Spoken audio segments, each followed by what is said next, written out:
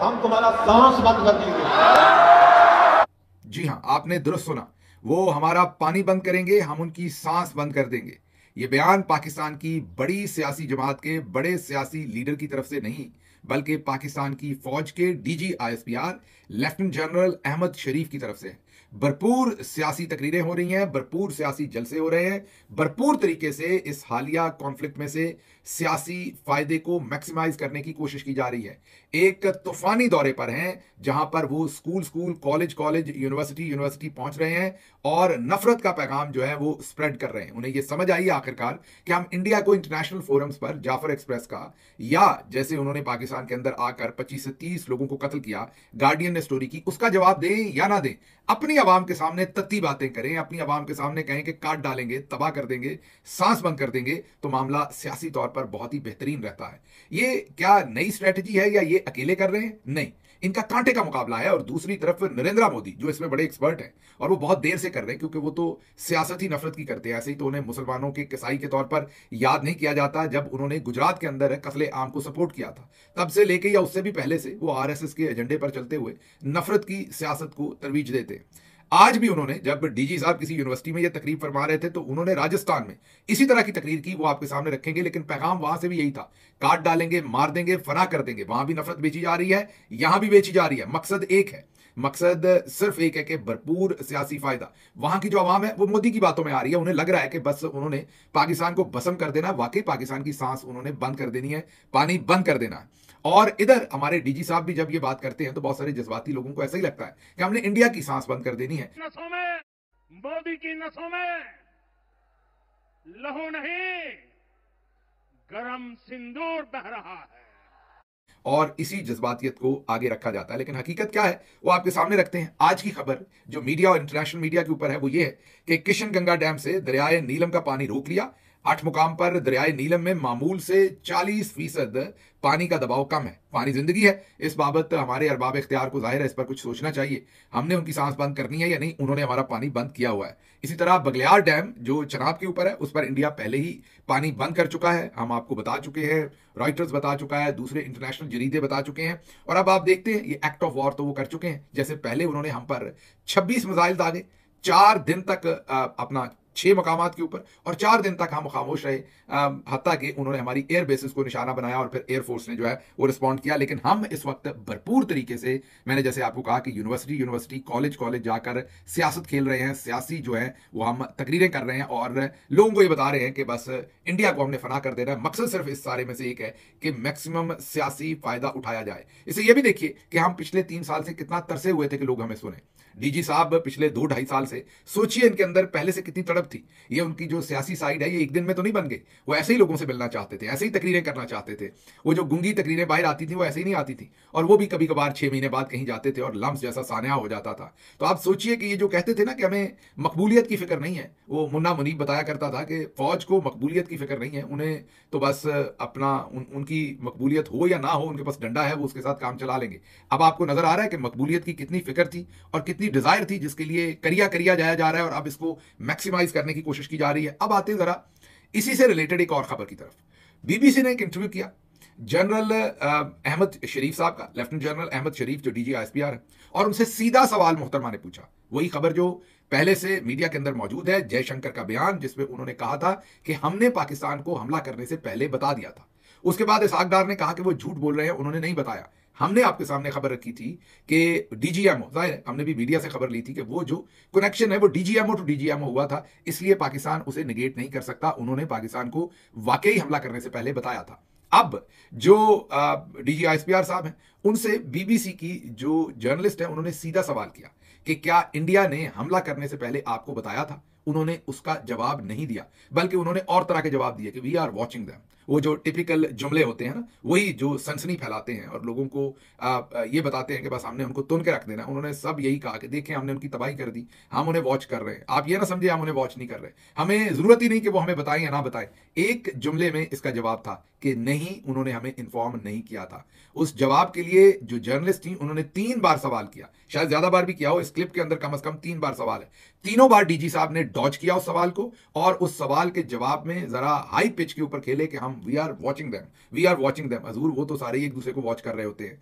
उसका सवाल का जवाब बड़ा सीधा है कि क्या इंडिया ने मिसाइल मारने से पहले आपको इन्फॉर्म किया था कि आप पर मिसाइल मार रहे हैं, और अगर किया था तो ये बात आज तक कौम से क्यों छुपाई गई है, कौम को क्यों नहीं बताई गई कि हम ऑन बोर्ड थे, हमें पता था कि वो हमारे मुल्क पर मिसाइल मार रहे हैं। बीबीसी की रिपोर्टर ने क्या पूछा और आगे से डीजी साहब ने किस तरीके से उसका जवाब देने की बजाय बात सवाल गंदम जवाब चना वाली बात थी। पूछा कुछ और, जवाब हमने दिया कि वी आर वॉचिंग देम और हमारे पास बड़ा कुछ है और हम उनके ड्रोन्स को देख सकते हैं, हम ये कर सकते हैं। जो सवाल है उसका जवाब नहीं। सुनिए। इंडिया में अपोजिशन लीडर है राहुल गांधी, उन्होंने एक वीडियो शेयर की जो इंडिया के मिनिस्टर ऑफ एक्सटर्नल अफेयर्स ने एस शंकर की। उस वीडियो में वो ये कह रहे हैं कि इंडिया ने पाकिस्तान को इन्फॉर्म कर दिया था prior to these strikes. Did it happen? I think this is again part of that amusement that is going on in Indian media. It didn't happen. एक बात तो ये है कि पाकिस्तान की जो फौज है, we don't depend on our intelligence somebody needs to tell us. तो ये कहना कि हमने बता दिया था तो हमें आपके बताने या ना बताने की मेहरबानी की जरूरत नहीं है। But was there any communication? I mean, this is rules of engagement. What I'm saying is telling you that we don't need any warning, any communication from any whatsoever from India to tell us. सुन लिया आपने। 3 दफा journalist ने तकरीबन सवाल पूछा, तीनों दफा DG साहब ने जो है उस सवाल को अवॉइड किया और जवाब कुछ दिया। लेकिन जब हम यूनिवर्सिटीज में जाते हैं, स्कूलों में जाते हैं, तो हम वहां क्या कहते हैं, सुनिए। तुम हमारा पानी बंद कर दोगे, हम तुम्हारा सांस बंद कर देंगे। अब चलते हैं अगली खबर की तरफ, और अगली खबर जो है वो इस्लामाबाद से और सरगोदा से आपके सामने रखनी है। सरगोदा में आज फिर जप्पियां पड़ती रही हैं, और ऐसी ऐसी जप्पियां कि अब तो बॉलीवुड के जो डायरेक्टर्स और एक्टर्स हैं वो भी शर्मा जाएं। अब तो जो लेवल है वो फिल्म बनाने का, टिकटॉक बनाने का, वो नेक्स्ट लेवल पे चला गया। अब तो गार्ड्स, कैमरामैन सभी एम्बैरस हो रहे होते हैं। लेकिन बहरहाल पहले आपको खबर ये दे दें कि आज वो 8 बजे, जैसा हमने आपको पिछले व्लॉग में बताया था, वो पहुंची इस्लामाबाद ऐवान सदर, जहां पर आज लकब दिया गया फील्ड मार्शल का। लकब तो नहीं था तो ये टाइटल, रैंक, लेकिन वो लकब कहती हैं बाजी मेरी पढ़ी लिखी इतनी की है। जब वो इंडियन आर्मी की बात कर रही थी तो वहां भी वो उनकी कैपेसिटी की बात नहीं कर रही थी, साइज की बात कर रही थी। बौंदली हुई थी, बिल्कुल उनको पता नहीं था कि मैंने क्या बात करनी है। हवाइयां उड़ी हुई थी उनकी और बिल्कुल प्रेशर फील कर रही थी। शायद स्टेटमेंट उनको लिख के ठीक नहीं दी गई थी या क्या था, बहरहाल कुछ भी वो डिलीवर नहीं कर पा रही थी। क्या कहा था उन्होंने, साइज, लकब, ये सब कुछ क्या हो रहा था, सुनिए। अपनी तमाम तर इकोनॉमिक प्रोएस के साथ, अपनी तमाम तर वो साइज के साथ, और जो हमारे आर्मी चीफ हैं जो आज इंशाल्लाह ताला बाकायदा तौर पे फील्ड मार्शल का लकब उनको मिलेगा। सुन लिया आपने। तो ये उनकी हालत थी कल की। और आज सरगोदा जब वो पहुंची तो वहां भी उन्होंने ऐसे ही कारनामे किए, वो भी आपको दिखाते हैं। लेकिन आज फिर इस्लामाबाद के अंदर तकरीब हुई जिसके अंदर ये लकब तो नहीं, टाइटल जो है वो जनरल, बल्कि फील्ड मार्शल, अब तो आप जनरल नहीं कह सकेंगे, अब तो फील्ड मार्शल कहेंगे। फील्ड मार्शल आसिम मुनीर साहब को जो है वो टाइटल दिया गया, उनको वो छड़ी दी गई, वो स्टिक दी गई, जिससे अब वो सबका इलाज करेंगे। मुझे तो लगता है वो नून लीग का भी इलाज करेंगे। बाबूजी भी आए हुए थे फाइनली, बहुत ही गुस्से में थे बाबूजी, मुंह उतरा हुआ था, परेशान थे। लेकिन जाहिर है शहबाज शरीफ बता चुके हैं कि उनसे मशवरा करके फील्ड मार्शल का हमने फैसला किया है। बेटी भी उनकी आई हुई थी और ये कुछ तस्वीर आपके सामने रखते हैं, सभी परेशान लग रहे हैं। सवाए इन तस्वीर में शहरी रहमान साहबा जो है वो जरा मुस्कुरा रही है, उनके अलावा जितने पॉलिटिशियन हैं सबके मुंह उतरे हुए हैं। क्यों उतरे हुए हैं, क्यों इतने परेशान हैं? तकरीब तो ये हो रही है कि आर्मी चीफ जनाब फील्ड मार्शल आसिम मुनीर साहब को अब फील्ड मार्शल का रैंक मिल रहा है। इनको तो खुश होना चाहिए, ये तो पैरासाइट्स हैं उनके साथ, इनको फायदा ही होगा जितना वो ऊपर जाएंगे। लेकिन एक एक शख्स की शक्ल देखिए, सभी परेशान है। क्यों परेशान है ये मुझे नहीं पता, चेहरे उड़े हुए हैं, नवाज शरीफ साहब हों या बाकी तमाम हो, परेशानी के आलम में वहां पर बैठे हैं। अल्लाह इनकी हालत पर रहम करे, मैं यही कह सकता हूं। बहरहाल जी, आज वहां पर जरदारी साहब ने और शहबाज शरीफ साहब ने उनको वो छड़ी दी, वो रैंक लगाए। अब आगे अल्लाह ही हाफिज है, देखते हैं कि हाफिज साहब अब आगे क्या करते हैं। मुझे तो लगता है कि अन करीब हाफिज साहब मेरे अजीज हमवतनों माशाल्लाह लगाएं या ना लगाएं, लेकिन सरबरा वो वैसे तो है ही हैं, लेकिन ऑफिशियली भी शायद वो बन के बैठ जाए। अब चलते हैं जरा सरगोदे, क्योंकि सरगोदा में आज काफी कुछ हुआ है जो आपके सामने रखना जरूरी है। सरगोदा में आज उस तरह की फिल्म बनी है कि आप ये कहें कि यश राज को भी आप भूल जाएं। जो डायरेक्शन हुई है वो यश राज की फिल्मों से भी ऊपर चली गई। आज अंग्रेजी को आजमाया गया, पिछली दफा सराइकी में सब्दी माँ आ गई है, वो जरा नहीं चली थी, लगा था कि आउट ऑफ कॉन्टेक्स्ट है। तो आज उन्होंने जरा मॉडर्नाइजेशन का सहारा लिया है, जरा स्टाइलिश बात करवाई है। सरगोदा में से एक बच्ची से अंग्रेजी में बात करवाई है। बात क्या करवाई है, पहले उसको समझाया हुआ था सब कुछ, ये हमें जराए से हम अंदाजा नहीं लगा रहे।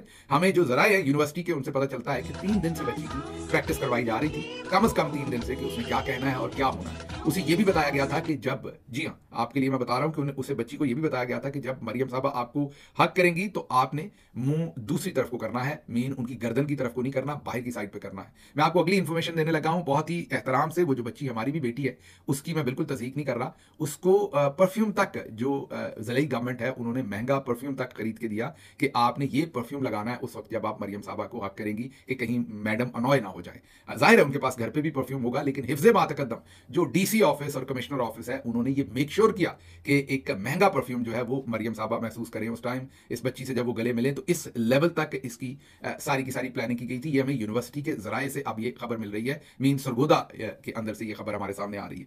अच्छा खैर, बच्ची ने पहले तकरीर की, अभी बच्ची के मुंह से बात खत्म नहीं हुई थी तो बाजी आगे तैयार बैठी थी। बच्ची ने कहा कि मैं आपसे मैं आपको बड़ी अडोर करती हूँ, मैं इंस्पायर आप मुझे करती हैं, तो मैं आपको हक करना चाहती हूँ। तो मैडम ने कहा कि तू मैनू की हक करनी है, मैं खुद ऊपर आती हूँ, मैं अपस्टेयर्स आती हूँ, ऊपर वाली मंजिल पे आती हूँ, ठीक है ना, स्टेज पे नहीं। उन्होंने कहा मैं अपस्टेयर्स आती हूँ, ऊपर वाली बच्ची नीचे होगी ना, ये ऊपर वाली मंजिल पे होंगी, बच्ची ऊपर वाली मंजिल पे होगी या नीचे होगी, उन्होंने कहा अपस्टेयर्स आती हूँ। तो वो आई जनाब उठ के ऑल द वे वॉक करके, जब वो मतानत के साथ बाजी मेरी वॉक कर रही थी तो हॉल में तालियां बज रही थी, फिर जफ्फी डाली गई, जफ्फी बिल्कुल वैसे ही डाली गई जैसे हमने आपको बताया। बच्ची ने मुंह बाहर की तरफ रखा जैसे उसे ट्रेन किया गया था, क्योंकि बाजी को प्रॉब्लम है, सभी को होता है, अकेले बाजी को नहीं, कि उनकी तरफ रखेंगी तो सांस की एक्सचेंज होगी, और वो ठीक है, उसमें कोई बुरी बात नहीं है। आजकल आपको पता है वबाई बीमारियां होती हैं, इसका ख्याल करना कोई बुरी बात नहीं है। बाजी ने अच्छा किया है। तो ये जरा देखिए। Ma'am, I am a big fan of your personality, I adore you. Ma'am, if you allow me, can I come and hug you? Let me come upstairs and hug you.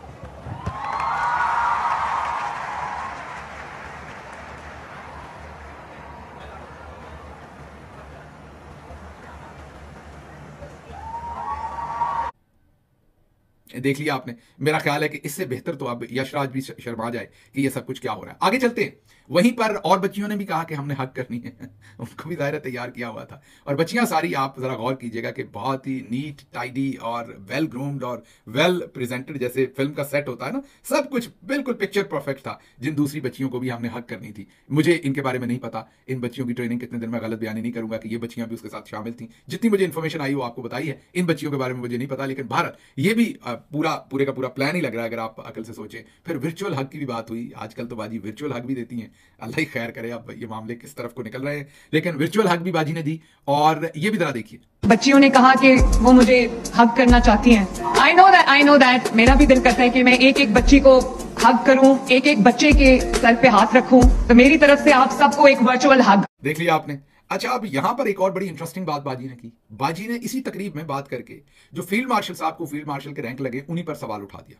मतलब कि उन्होंने डके छुपे अल्फाज में कह दिया कि कुछ ऐसा नहीं हुआ कि फील्ड मार्शल बना दे, ऐसे ही बना दिया हमने। मतलब उन्होंने अपने मुंह से एक ऐसी बात कह दी जिससे ये लगा कि हुआ ही कुछ नहीं, कोई कामयाबी नहीं है, कोई बड़ा काम ही नहीं हुआ, तो फिर फील्ड मार्शल कैसे बना दिया? वो कैसे? वो ऐसे कि बाजी ने कहा कि अब जो हुआ वो तो कुछ भी नहीं हुआ, असल पाकिस्तान का नुकसान तो 9 मई को हुआ था। मतलब अब वाला हमला तो ऐसे ही था, छोटा मोटा था। असल हमला, असल पाकिस्तान का नुकसान, असल पाकिस्तान का टेस्ट जो है वो तो 9 मई को हुआ था।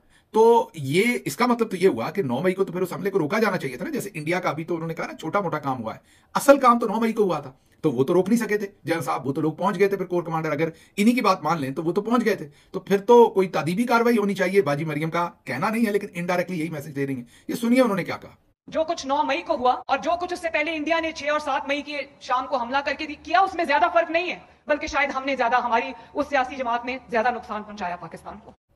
सुन लिया आपने। वो कहती हैं कि 9 मई को बड़ा पाकिस्तान के अंदर सानिया हुआ था, ये इंडिया का हमला। आप इस खातून के अंदर, ये जो हमारी बहन है, इनके अंदर नफरत कितनी है, बेवकूफी कितनी है, इतनी भी अकल नहीं है कि अपने हमवतन, भले आपके मुखालिफ सियासी पार्टी है, उनको बुरा कह रही हैं, मोदी को अच्छा कह रही हैं, भले इनका ताऊ है, वो कह रही है इंडिया का मामला इतना नहीं था जितना नुकसान यहां से हुआ। तो फिर फील्ड मार्शल क्यों बना दिया आपने अगर इतना नहीं था? तो फिर उनमें से किसी को रिवॉर्ड देते जिन्होंने उस दिन परफॉर्मेंस दी होती 9 मई को। जनरल साहब की तो जाहिर परफॉर्मेंस नहीं, वो तो गुस्सा करते हैं कि हमारे साथ बड़ा जुल्म हो गया। तो ये बाजी ने अब खुद ही नेगेट कर दिया, और दूसरी तरफ उन्होंने खुद ही उन्होंने इस सारे मामले के ऊपर डाल दिया है मामला कि ये फील्ड मार्शल की जो ओहदा था ये देना ही नहीं चाहिए था, क्योंकि ये इनडायरेक्टली इसका मतलब यही बनता है कि उस दिन कोई ऐसा बड़ा काम ही नहीं हुआ, तो फिर फील्ड मार्शल का ओहदा देने की क्या बात। चलने से पहले हमने शुक्रिया अदा करना है इस्लामाबाद में अली बुखारी साहब का, सरदार मसरूद साहब का, आमना अली साहबा, जाहिद दार, फतेहुल्लाह बरकी और मुर्तजा तूरी एडवोकेट्स, जिन्होंने आज 86, जी हाँ 86 وہ बेचारे मासूम मजलूम वर्कर्स जो 26 नवंबर के पकड़े हुए हैं, उनकी आखिरकार जमानतें करवाई हैं। अब उनकी रिहाई होगी 1-2 दिन के अंदर। आज उनकी जमानत पर फैसला हो गया है। ये सारे जिन लॉयर्स का मैंने नाम लिया, हम इनके भी मशकूर हैं, और इसके साथ साथ जिन दूसरे लॉयर्स ने और तमाम लोगों ने इसमें असिस्टेंस दी, हम उन तमाम लोगों के मशकूर हैं कि आपने वर्कर्स के लिए काम किया। अल्लाह इसका आपको अजर दे। मुझे यहाँ से इजाजत दीजिए। अल्लाह आपका हामी और नासिर हो। पाकिस्तान जिंदाबाद।